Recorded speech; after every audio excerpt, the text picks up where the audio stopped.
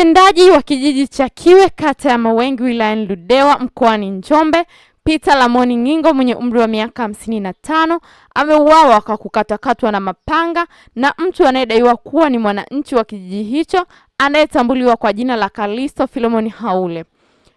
Mkuu wa wilaya Ludewa Bwana Olvanus Thomas ametoa pole kwa wanakijiji, ndugu, jamaa na marafiki waliokumbwa na msiba huo mzito. Pia ametoa taarifa ya kwamba muuaji huyo amekamatwa na anashikiliwa na polisi kwa ajili ya hatua zaidi za kisheria. Mkuu wa wilaya amesema tukio hilo limeiacha familia ya marehemu katika majonzi makubwa, hasa watoto waliokuwa wakimtegemea baba yao kwa malezi na mahitaji mbalimbali, na sasa jukumu kubwa la malezi limebaki kwa mama peke yake.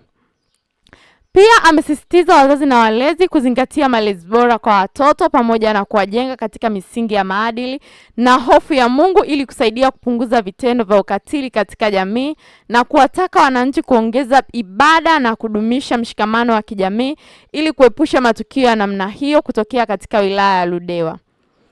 Endelea kutufuatilia kwenye mitandao ya kijamii kama Matengo Media, bila kusahau kulike, kushare na kusubscribe channel yetu ya Matengo Media. Mpaka wakati mwingine, bye.